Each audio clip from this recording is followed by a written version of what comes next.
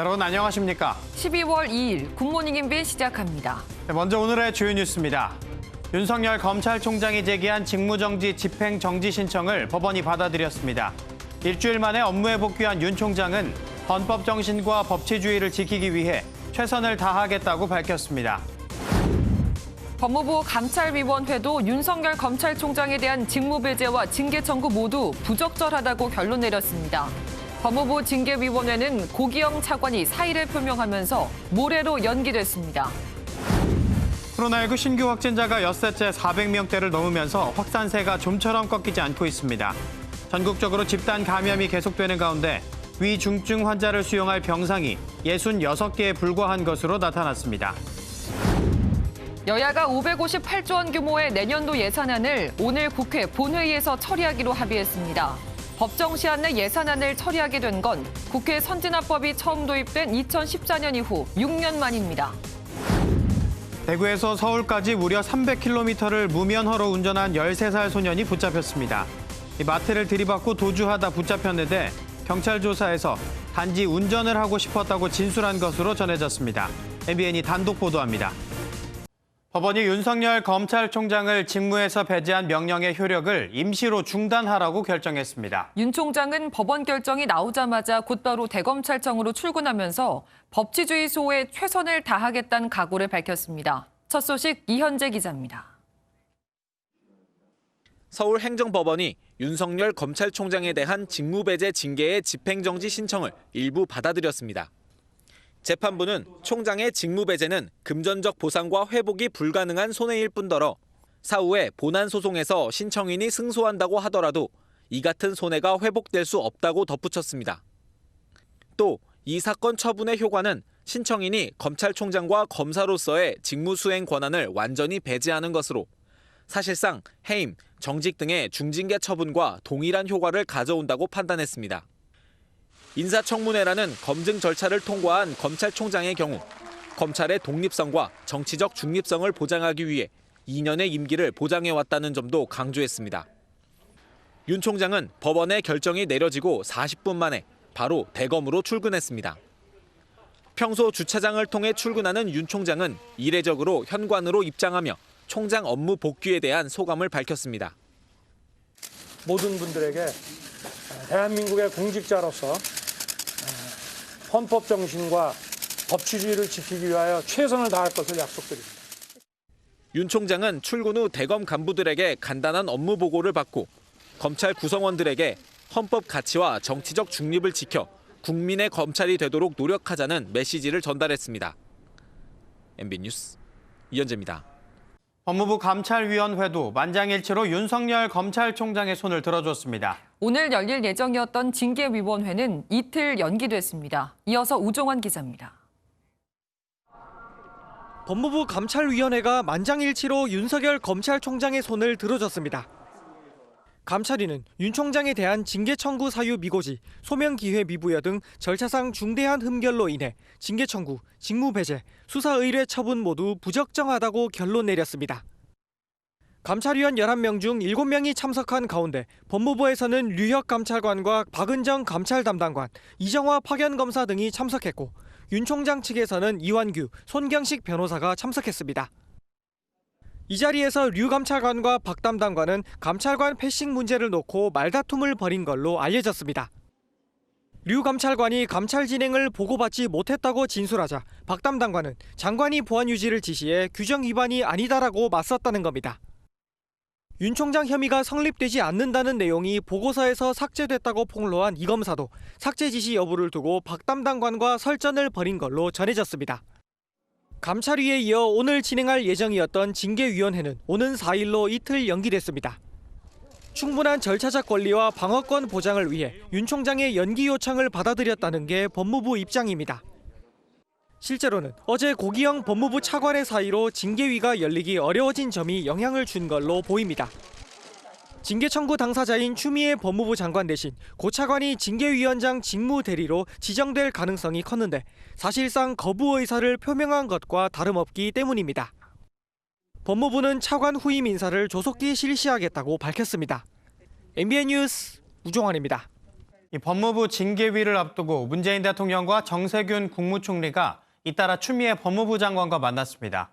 이 법무부는 동반 사퇴 논의는 없었다고 밝혔지만 이 악화된 민심을 추스르는 차원에서 결자 해지를 요청했을 가능성이 제기되고 있습니다. 황재헌 기자입니다.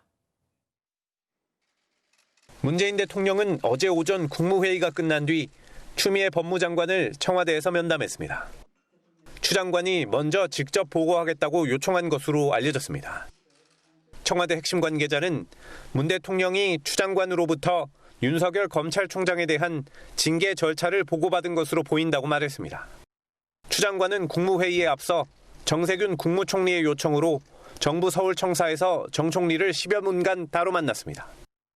정 총리가 이 자리에서 문 대통령과의 주례 회동에서 나온 내용을 직접 설명한 것으로 보입니다. 총리실은 정 총리가 주례 회동에서 윤 총장 문제는 국정 운영에 큰 부담이다. 자진 사퇴가 불가피하다고 말했으며 동반 사퇴는 언급하지 않았다고 해명한 바 있습니다. 정 총리가 결자 해지 차원에서 추 장관의 거취를 거론했을 가능성이 제기되는 가운데 법무부는 대통령과의 면담 자리에서 추 장관 사퇴와 관련한 논의는 전혀 없었다고 밝혔습니다. 추미애 장관과의 잇따른 면담은 징계위 결과와 관계없이 국정에 부담이 되는 추 장관과 윤 총장의 갈등을 이번 기회에 정리하겠다는 의지의 표현으로 분석됩니다. MBN 뉴스 황재헌입니다. 이렇게 방역 수준이 강화되면서 일부 시설에선 방역 기준이 모호해서 힘들다는 반응도 나오고 있는데요. 김태림 기자가 현장 목소리를 들어봤습니다. 종로구의 한 체육관입니다. 글러브와 발차기 연습에 쓰이는 킥미트가 가지런히 놓여 있습니다. 정부의 정밀 방역 조치로 일주일 동안 쓰일 일이 없는 물품들입니다. 수도권 내 거리 두기가 강화되며 활동량이 많은 단체 운동 체육시설은 영업이 금지됐습니다. 킥복싱, 스피닝, 줌바 등 6개 종목을 포함한 격렬한 운동이 대상인데 기준이 모호한 만큼 실내 체육관 운영자는 아쉬움을 토로합니다. 기준을 똑같이 정해놓고 해야 되는데 킥복싱만 거기에 포함이 되는지 그게 좀 많이 아쉬운 것 같습니다. 어디는 되고 어디는 안 된다라고 하는 거는 좀 모순이 있지 않을까 생각합니다. 사우나와 한증막도 운영이 중단됐고 관악기 연습장과 노래교습소도 일주일간 문을 닫았습니다. 수도권과 비수도권을 통틀어 광역지자체 7곳, 기초지자체 17곳 등 24곳에서 거리 두기가 격상됐습니다. 방역당국은 특정 지역에 대해서는 2단계를 그대로 두면서 정밀 방역 조치를 이어가고 비수도권에서는 1.5단계 조치를 14일까지 2주간 지속할 예정입니다. MBN 뉴스 김태림입니다. 미국 화이자와 독일 바이오엔테크가 유럽 의약품청에 코로나19 백신 조건부 판매 승인을 신청했습니다. 비상 상황인 만큼 약의 효능과 부작용에 대한 정보가 모두 확보되기 전이라도 판매할 수 있게 해달라는 겁니다. 전광열 기자입니다. 세계적인 관광 명소인 이탈리아 베네치아의 최근 풍경입니다. 베네치아의 명물 곤돌라는 타려는 관광객이 없어 묶여 있고 사공들은 발만 동동 구릅니다. 20 giorni che non guadagno niente, non è quantificabile. Qui oggi, per esempio a San Marco, ho lavorato una sola gonna. 프랑스에선 코로나19 봉쇄 조치 여파로 불안하고 우울해하는 젊은이들이 늘었습니다. C'est pas lié, c'est pas ce qui m'emmène ici, mais ça amplifie fortement le sentiment de mal-être. C'est une certitude. 화이자와 바이오엔테크가 모더나에 이어 코로나로 만신창이가 된 유럽에 코로나19 백신 조건부 판매 승인 신청서를 제출했습니다. 조건부 판매 승인은 약의 효능과 부작용에 대한 정보가 전부 확인되지 않았지만 공중보건을 위협하는 비상 상황에서 1년간 판매할 수 있게 해주는 건데 승인되면 이달 안에 유럽에서 접종이 시작될 것으로 보입니다. If everything goes well, the first European citizens might already be vaccinated before the end of December. AFP 통신은 유럽 의약품청이 늦어도 오는 29일 화이자 바이오엔테크 백신 승인에 대한 결론을 낸다며 모더나 백신에 대해선 늦어도 다음 달 12일 별도의 회의를 열 것이라고 보도했습니다. MBN 뉴스 전광열입니다. 어제 경기도 군포의 한 아파트에서 베란다 창틀 교체 공사 중 화재가 발생했습니다. 불은 30분 만에 꺼졌지만 4명이 숨지고 7명이 다치는 등 인명피해가 컸습니다. 유호정 기자입니다. 아파트 12층에서 시뻘건 불길과 함께 검은 연기가 뿜어져 나옵니다. 베란다 창틀을 교체하던 공사 중에 불이 난 겁니다. 불은 30분 만에 꺼졌지만 4명이 숨지고 7명이 다쳤습니다. 사망자 중 2명은 인테리어 공사를 하던 작업자로 불길을 피하다 12층에서 추락했습니다. 이제 검은 연기고 불길이 막 이렇게 솟아오르다가 저쪽에서 자꾸 이제 뭐 유리 같은 게 떨어지고 그러니까 겁이 나고 저쪽에가 올라가자 그래갖고 뭐가 배랑을 시커멓게 떨어지더라고요. 그래서 사람이 옥상 부근 계단에선 아파트 주민 2명이 숨진 채 발견됐고 함께 발견된 주민 1명은 위중한 상태입니다. 비상구를 찾지 못하고 그 위에 있는 본상기실을 비상구로 착하고 문을 못 열고 아마 사망으로 추정이 됩니다. 경찰과 소방당국은 폭발음과 함께 불길이 치솟았다는 목격자 진술을 토대로 사고 원인을 조사 중입니다. 현장에선 전기난로와 우레탄 폼 등 인화성 물질이 발견됐는데 사고와 관련이 있는지 오늘 오전 2차 현장 감식이 이뤄질 예정입니다. MBN 뉴스 유호정입니다. 2개월 된 영아를 냉장고에 유기한 친모의 이야기가 알려지며 충격을 줬는데요. 집은 쓰레기장을 방불케 했습니다. 집 전체가 쓰레기로 가득 차서 움직이기도 어려울 정도였는데 이런 공간에서 7살, 2살 아이가 살고 있었습니다. 조동욱 기자입니다. 냉장고에서 유기된 영아의 시신이 발견된 가정집입니다. 온갖 잡동사니와 쓰레기가 어지럽게 쌓여 있습니다. 현관문부터 거실까지 쓰레기가 가득해 발 디딜 틈이 없을 정도입니다. 지자체에서 수거한 쓰레기 양만 5톤. 쓰레기장을 방불케 하는 공간에서 7살, 2살 아이가 방치돼 있었던 겁니다. 근데 이제 이웃집에서 너무 지저분하고 청소를 안 하니까 냄새가 나니까 이제 주위에서 신고가 들어왔고. 신고가 접수되고 동사무소 직원이 지난 10일 방문했지만 친모는 면담을 피했습니다. 친딸을 친척의 아이라고 둘러대기도 했습니다. 결국 직원들이 경찰을 동원해 찾아간 뒤에야 문을 열어줬고 아이들은 보호시설로 격리 조치됐습니다. 일주일 뒤 2살 동생이 쌍둥이였다는 소식을 들은 경찰이 집안을 수색했고 냉장고에서 영아의 시신을 발견했습니다. 냉장고에 그 아이가 있다는 사실을 얘기를 하셔서 일단 가서 확인을 하고 일단 영장을 청구해서 구속된 상태입니다. 경찰은 시신 유기와 아동학대 혐의 수사가 마무리되는 대로 친모를 검찰에 넘길 계획입니다. MBN 뉴스 조동욱입니다. 화염병 투척 사건과 관련해 경찰이 사랑제일교회를 전격 압수수색했습니다. 경찰은 압수수색에서 사제 화염 방사기와 LPG 가스통 등을 발견했습니다. 손기준 기자가 보도합니다. 수십 명의 경찰이 출입로를 통제하고 준비된 흰색 트럭에 물건을 싣습니다. 경찰이 지난 여름에 이어 어제 오전 9시 20분쯤부터 사랑제일교회를 3시간 반 동안 압수수색했습니다. 이번 압수수색은 지난달 명도 집행 과정에서 벌어진 화염병 투척 등 교회 측의 불법 행위 의혹을 수사하고자 진행됐습니다. 당시 용역업체와 교회 측 교인들은 서로 욕설을 하며 신경전을 벌였고 급기야 화염병까지 등장해 전쟁터를 방불케 했습니다.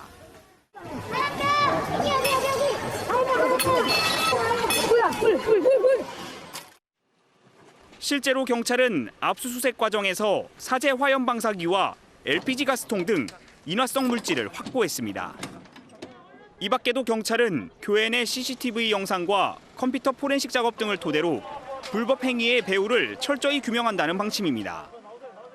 소식을 듣고 모인 교회 측 지지자들과 보수 유튜버들은 압수품을 실은 차량을 촬영한 취재진을 향해 항의하기도 했습니다. 현장 사진을 차 있는 걸 찍으셨냐고. 사랑제일교회가 있는 지역은 재개발 구역으로 지정돼 2018년부터 주민들이 이주를 시작했고 지금은 교회를 제외한 대부분의 주민이 떠난 상태입니다. MBN 뉴스 송기준입니다. 추석 연휴 전부터 소상공인을 대상으로 100에서 200만 원씩 지급 중인 새희망 자금 정책. 중소벤처기업부의 적극 행정 우수 사례로 꼽히기도 했죠.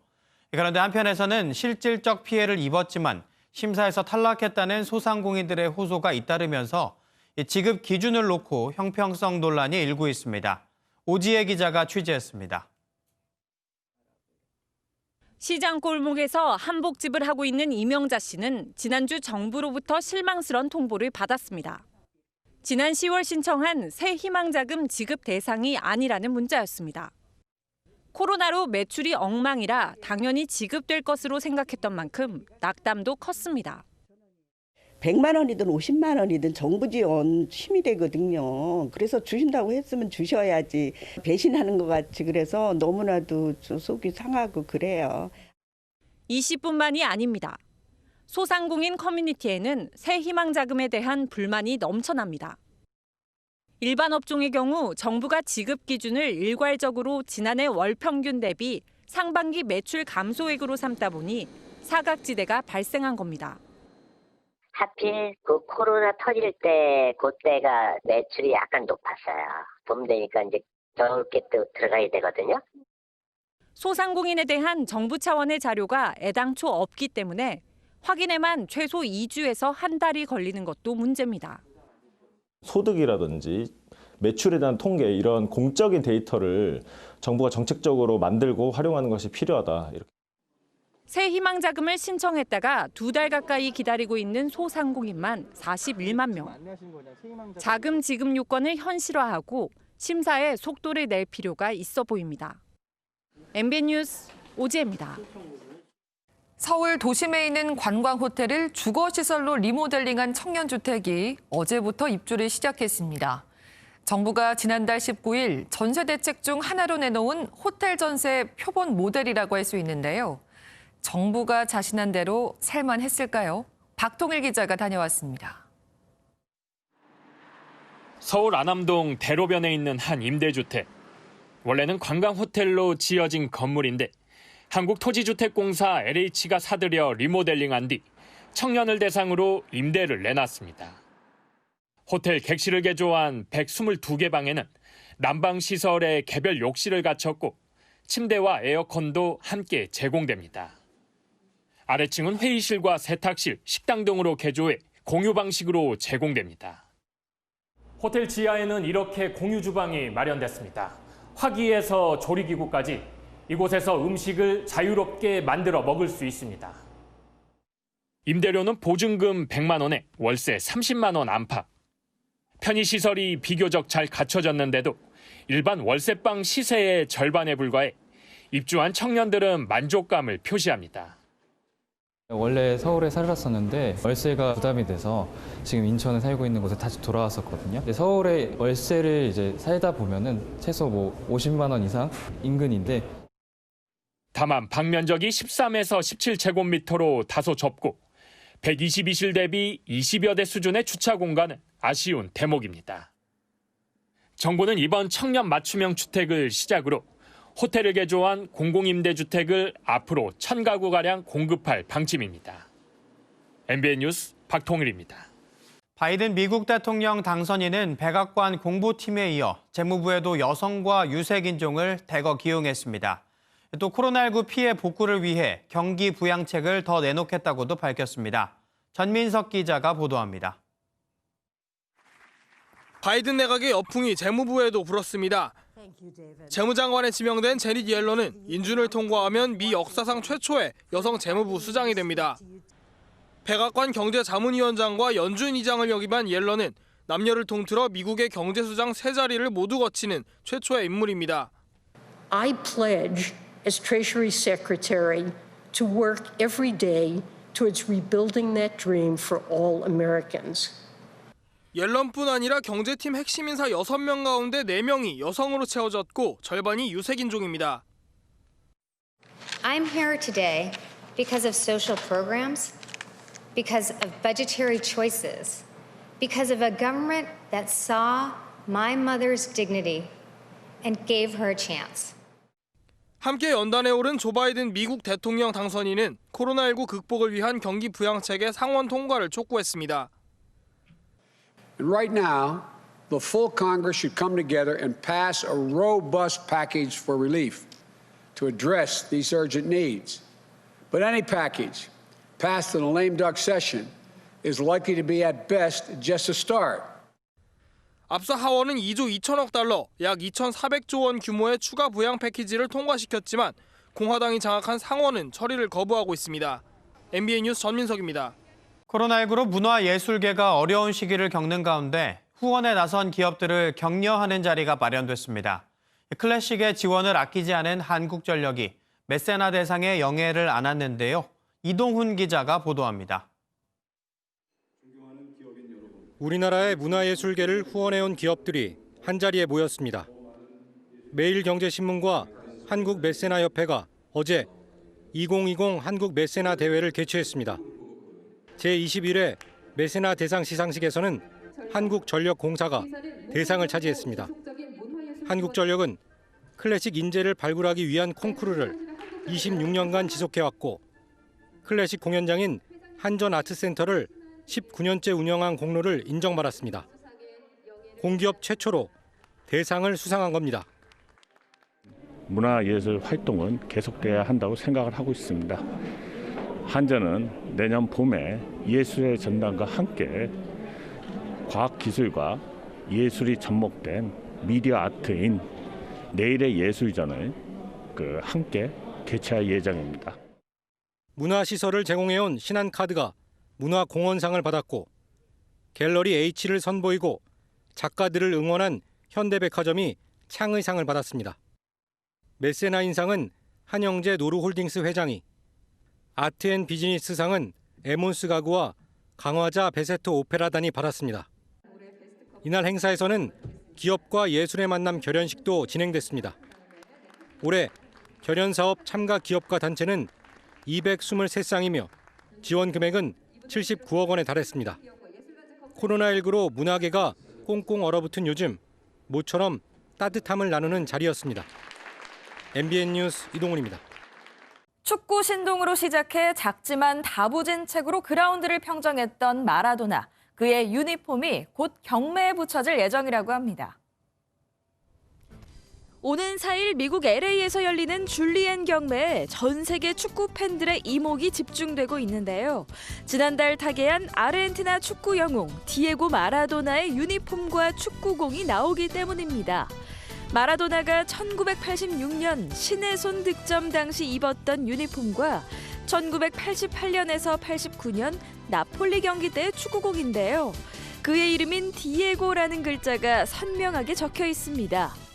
위대한 영웅을 잃은 아르헨티나 축구 팬들이 아마도 가장 경매에 열정적이겠죠. 과연 마라도나의 유품은 조국으로 돌아갈 수 있을까요? 반려견을 잃어버린 후 눈물로 하루하루를 보내던 여성이 있습니다. 크리스마스를 앞두고 기적적으로 강아지를 찾았는데요. 어릴 때 동물 등록을 해둔 덕분이라네요. 검은 개 한 마리가 여성의 냄새를 맡더니 이내 꼬리를 흔들며 품에 파고듭니다. 11개월 만에 만난 견주와 반려견의 모습인데요. 작년 12월 열린 문으로 나갔던 개 그레이시는 사계절을 보내고서야 주인에게 돌아왔습니다. 떠돌이 생활을 하며 경계심이 심했던 그레이시에게 한 여성이 푹신한 옷가지와 먹을 것을 주며 기다렸고 마침내 포획에 성공해 내장된 동물 등록칩을 확인한 후 주인을 찾아줄 수 있었다는데요. 다시는 헤어지지 말고 주인과 오래오래 함께했으면 좋겠네요. 미국 유타 사막에서 난데없이 발견된 금속 기둥 하나. 지난주에 소개해드린 거 기억하시죠? 수많은 의문을 낳던 이 기둥이 갑자기 사라졌습니다. 지난달 중순 미 서부 유타 사막 한가운데에서 우연히 발견된 미스터리한 금속 기둥. 하늘에서 떨어졌나 땅에서 솟았나 누가 언제 이 기둥을 만든 건지 모두를 궁금하게 만들었는데요. 그 비밀이 밝혀지기 전 또 순식간에 사라져버렸습니다.